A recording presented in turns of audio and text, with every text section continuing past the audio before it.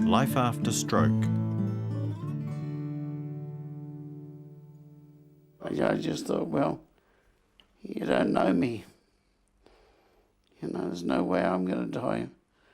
I'm only 55 and I'm going to show you I'll live. I wasn't going to quit there and then. I'd try everything to do it. And if I had to go into a home, well, so be it. I didn't want to, but I knew my wife couldn't look after me, so I had to go there and that was it. But I'd do the best I could to survive. And from there on, then I fought to try and move. And pushed it as far as I could.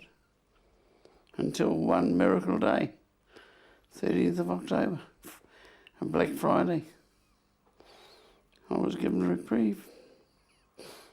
Shifted to a rehab ward. Things just started to improve.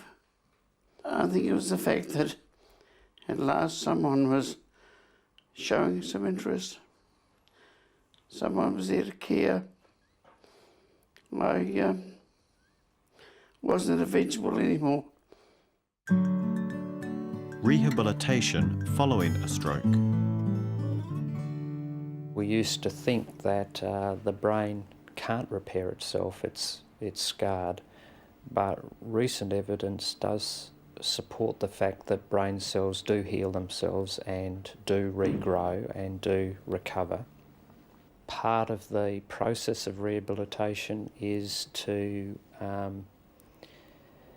try and improve areas within the brain so that they can heal better, or assist parts of the brain to take over new jobs or skills that they weren't doing before.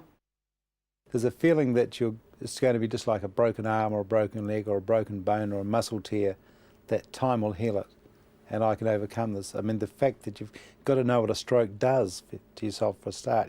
You've got to know that you've got to retrain fresh brain cells to actually take over the actions of the limbs.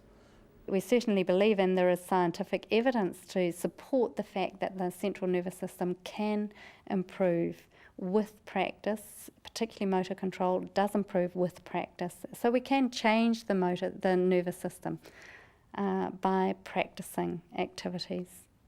The earlier that you get your rehabilitation, the better.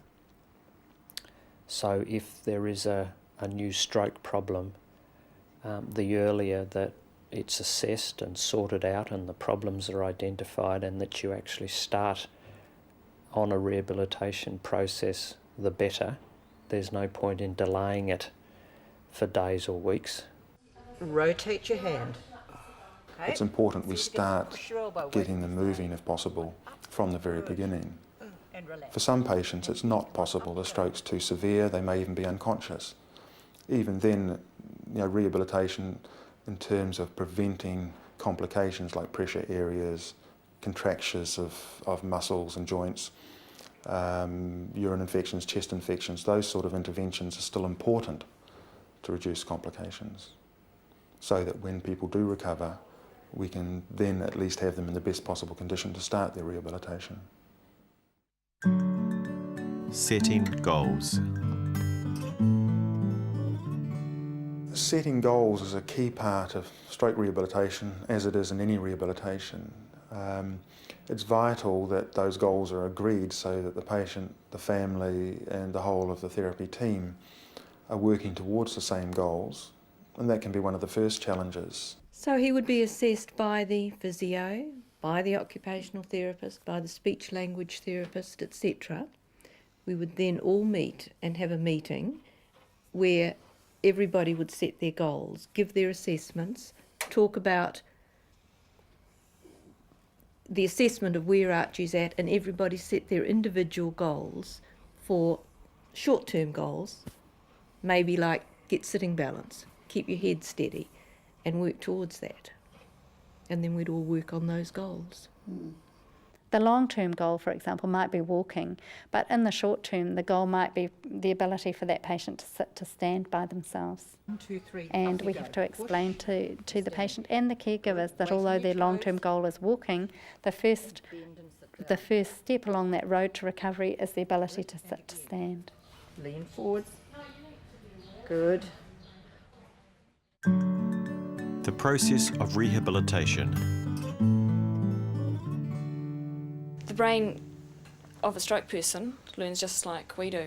I've never been skiing, so for you to teach me to ski, you'd have to start off really slowly and I'd have to learn how to balance on the skis and then move a little bit and then put me on a slope a little bit, and I'd be very reliant on my arms.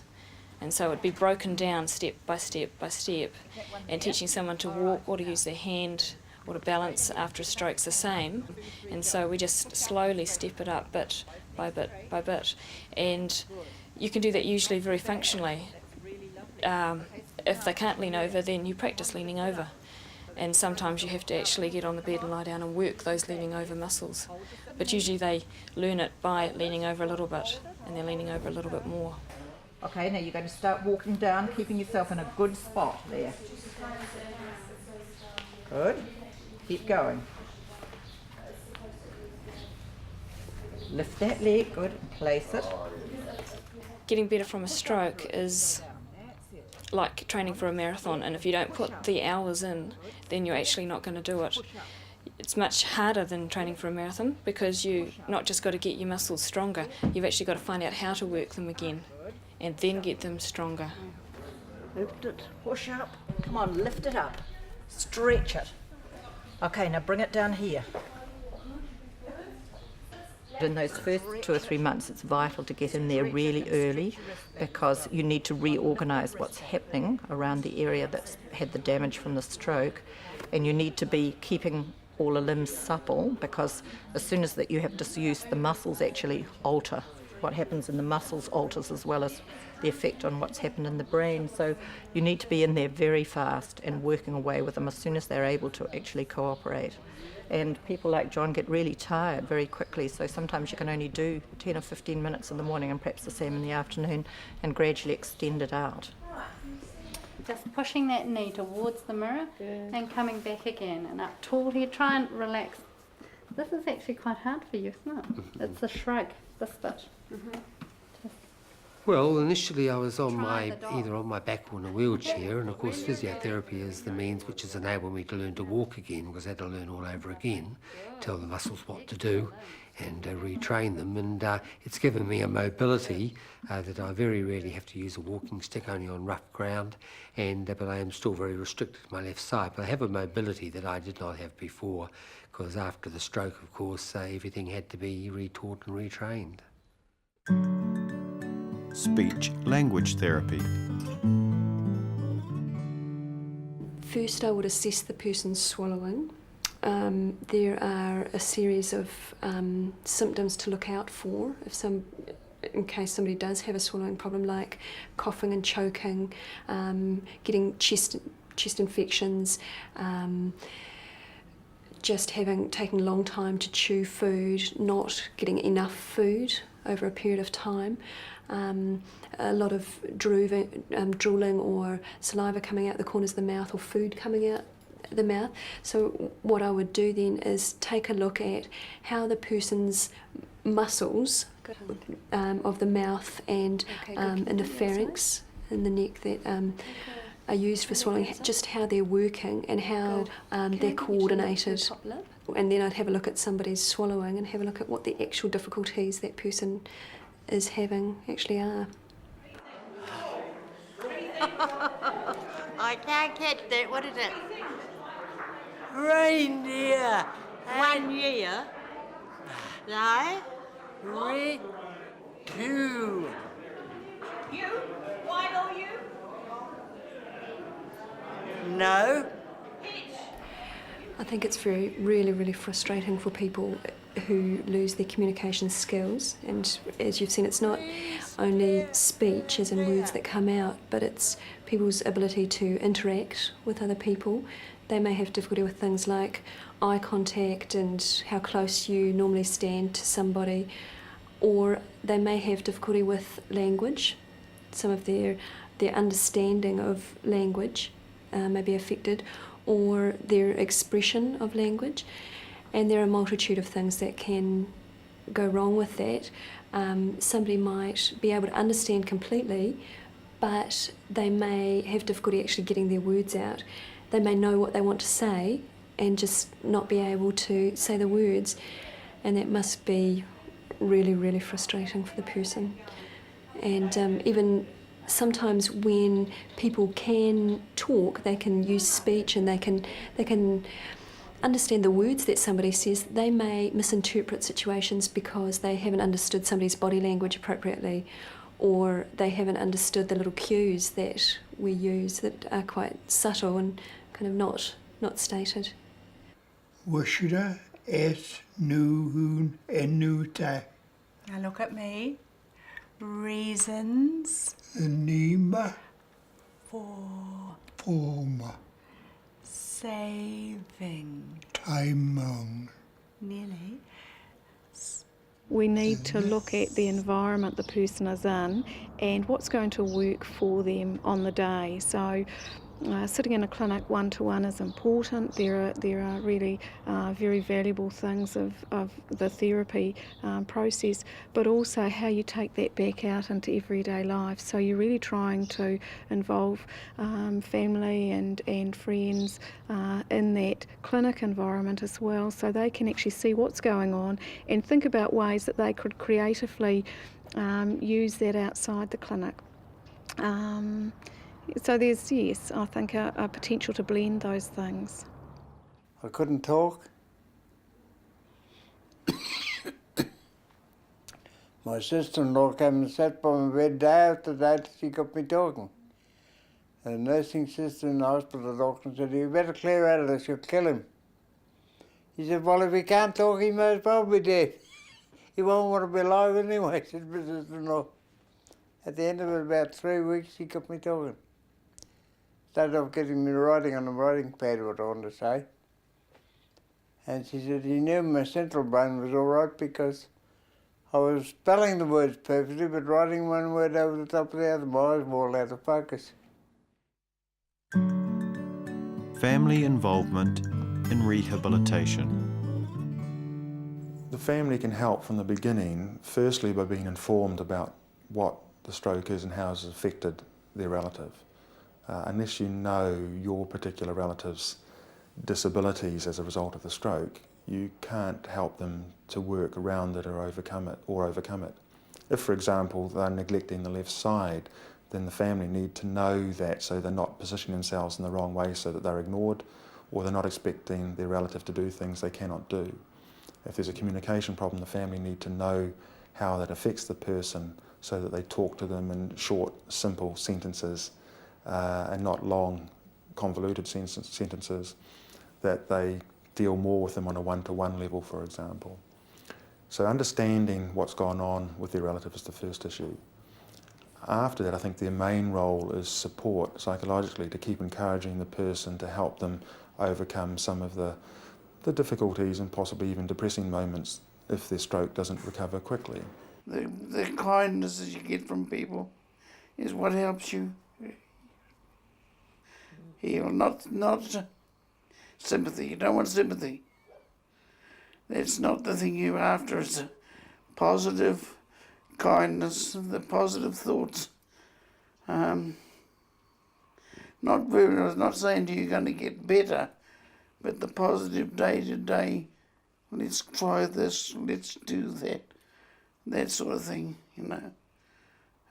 Telling you that you're in a bad way, but let's try this, be positive about it.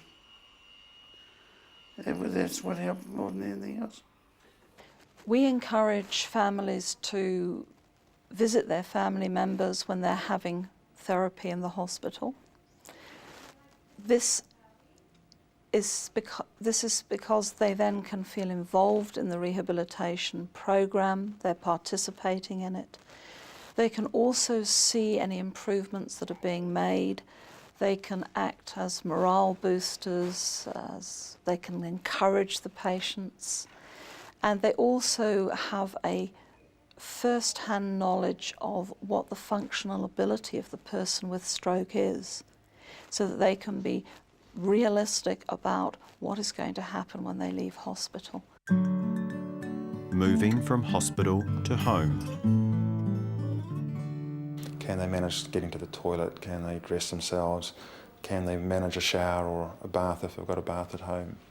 So we'll do dry runs in hospital, checking those things out. Once we're comfortable that they're safe, we would usually plan a home visit with an occupational therapist. And that's often key in deciding whether the person's able to manage in their own home. We did the bath board transfer okay, but the bath setup and the shower is actually really, really old. And we need to assess whether it's going to be suitable, because George's daughter feels the pressure's not going to be strong enough in the cylinder to shower, because you were having baths previously, weren't you, George? Yes. And that's not an option now. We've talked about adjusting the steps. We're going to look at putting a fourth step in, so that will bring the steepness of the steps down and widening them to about 300 millimetres, which is what George can manage in the physio gym with a rail. We would often have a meeting with the patient and sometimes the family, if there's a real need there, to talk through where they're at, what they would need to go home with, and particularly what happens after they go home. You know, further rehabilitation as an outpatient, for example. And that's often the most challenging time for the patient, is after they leave us. So this is what we've done, and this is what we do for everybody who leaves here. We actually fill out a form like this, and then we also go through all the different disciplines that are part of our team. So stage 1 of your rehabilitation's over, and next phase is your rehabilitation continuing when you're going home. My role as a social worker is with people in hospital and with people who are at home who've moved on from being in hospital, and I work with others in the team, but my role is to help people link with other services like income support, like Housing New Zealand, like other agencies, and to help people with practical things like filling in forms, sorting out where to go next, asking who's the best person to talk to, who should we try next. That's one part. The other part is to talk through what it's really like to have a stroke. How does that feel? Once I lost it, and with the paralysis that set in with my leg and my arm, I realised that that I really wanted it again anyway. Yeah. And often that's the way, you don't know how much it means to you. Well, yeah, and I suddenly realised that I wasn't able to do it again, and that was a shock. It was terrible. Mm-hmm. So I'm working hard on that. Yeah. If the stroke survivor is going to go home, probably the most important thing is to train the carers, because not everybody has an outside carer, so that the wife or the carer has got to come into the ward, has got to learn the cares, firstly to see if they can do it, because physically they may want to but not be able to, but then to learn how to shower them, how to transfer, and to be fully aware of what the care is involved before that person goes home. And that helps make the decision as to whether, and a lot of people have to go into rest homes. With the best will in the world from their spouse, they cannot manage. And sometimes people have got to go home and fail. And we may know that they're going, and that actually does often happen, that the spouse is determined to take him home, and everything, all our professionalism is telling us that it can't work. But sometimes they have to go home and fail. And it's always good to have plan B in place. So plan A is that you go home, and if that doesn't work because you can't cope and it's not your fault, you've got the second stage lined up. There's an awful lot of fear there with the patient too, that when they do leave that hospital, are they going to get care afterwards? Are they going to have access to the needs they need? And there's an awful lot of needs you need. Like some wheelchairs, things to get you in and out of the shower, different things around the home. Are you going to be able to have those once you've left that surround of the hospital? I missed hospital. I missed my very safe life. I love being with my wife again. but I missed being in the hospital environment. You had these lovely people, did everything you wanted, and you hardly hear anything negative. My primary nurse, Julie, was lovely to me. The staff were great to me. Everything was just super. And I really didn't want to leave hospital because you had a non-stop supply of these great people who had nothing else to do except care for you. And now I got home, while my wife and I love each other very deeply, she was teaching, and now life was pretty well back to normal. I was sort of big gaps of the day where I didn't have the company I'd had for the last 9 weeks. I found that quite tough. They feel insecure. They're surrounded by examples and memories and clues as to the roles they had before that they may no longer be able to do. And there's a certain poignancy and period of increased adjustment when people go home. And that perversely may be the one time when there's less support around. And this is where the importance of the general practitioner, the primary healthcare team, the family, and that continuity between hospital and home is so important. Rehabilitation and support services available in the community. I think occupational therapy is really all about looking at a person as a whole person, not as an arm or a leg or perhaps a mouth that doesn't work properly. So we'll see that person perhaps as a member of a family and all those roles that are important to them. I think also one of the really important things about occupational therapy is that we look at independence, helping people to be as independent as they possibly can be, and to do as much for themselves as they are able to do. Once we've sort of got to know the person and we've done some assessments, we're going to know what things they're not able to do anymore. So we can look at it in 3 different ways. We can look at, can we teach the person a different method of doing that themselves? Can we provide them with a piece of equipment that's going to make it easier for it to do it themselves? Can we change the environment so that they're able to do whatever it is for themselves? Or can we arrange for somebody else to do it for them? Going down, lingerie. Well, you want the babies. Restaurant. No, we want the babies wear this time, please. Oh, baby wear. Much more important, please. Well, for this space that you've got here, this works much better than a ramp would. Oh, yeah. Because the ramp would have yeah. been taken up so much room, wouldn't it? Yes. Yes. Yes. The advice regarding appropriate modifications for the house comes via the occupational therapists. If the modifications are simple, 1 or 2 rails, then some families put them up themselves. Otherwise, we've access to carpenters who will do that for people. And locally, we haven't got much of a delay with that sort of service. If someone's going to be in a wheelchair and the house needs extensive modifications, like ramps, shower areas, toilet areas, that's more of a challenge to us. Applying for the funding to the appropriate sources takes time. Getting approval takes even more time. And we can sometimes face 2 or 3 month delays before we can get what people really need or the families really need to cope with at home.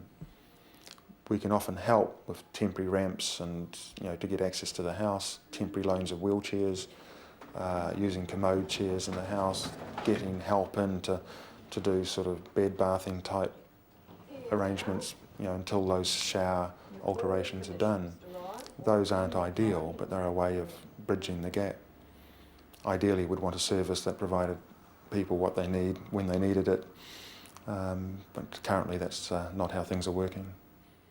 I was very lucky that I had 2 very good occupational therapists, one in Waikato, which got me a bed and a mattress, and another one when I got to Thames that pushed for what we needed in our home.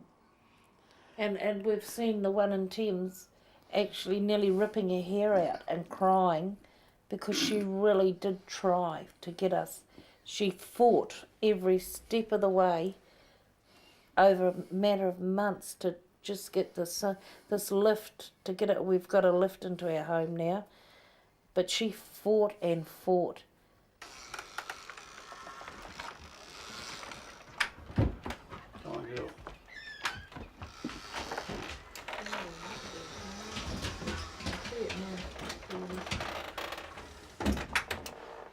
When we go in as field officers, we offer support.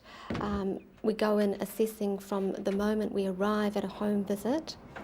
We discuss how long ago the stroke was, what difficulties they're having, what services have been put in place already, because we are not an SOS service. We're there in the community and we move in after that client has been discharged from hospital.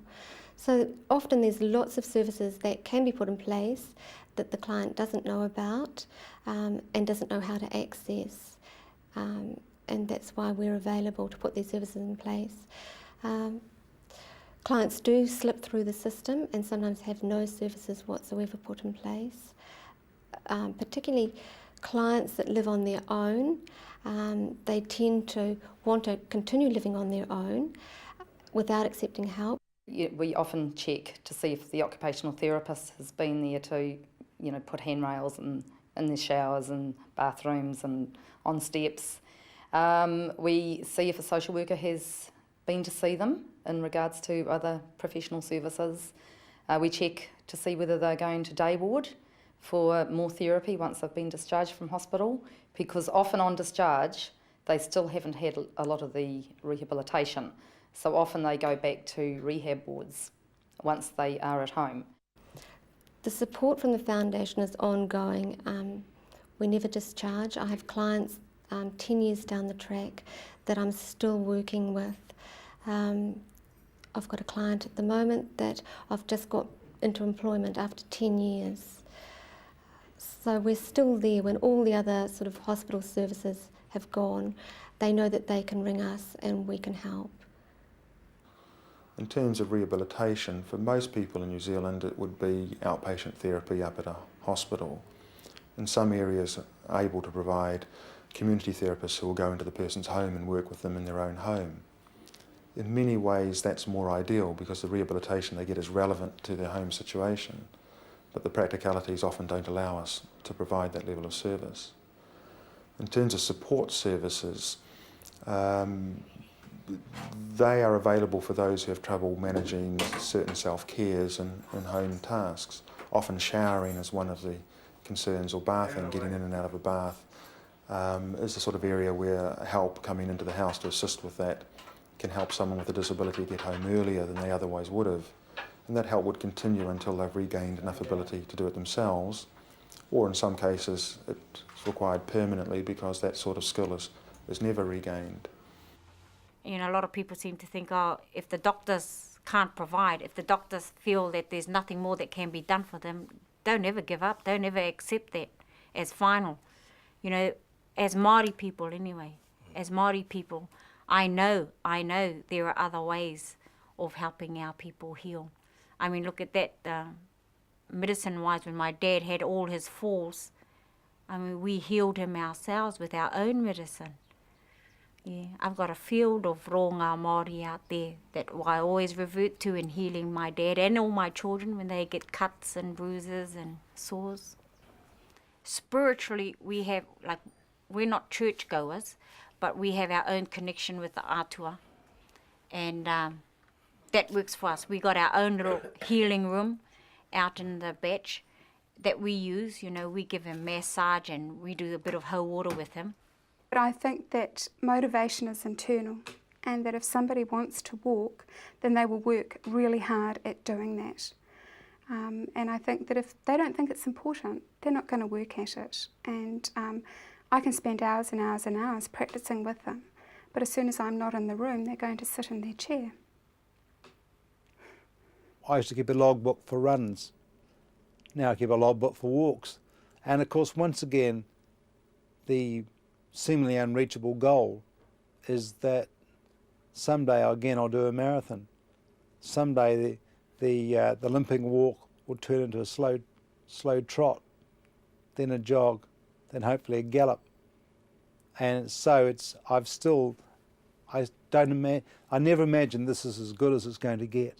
I want it to get better and better and better. And so partly it's unrealistic, but you've got to have dreams. As the old song says, if you don't have a dream, how's the dream going to come true?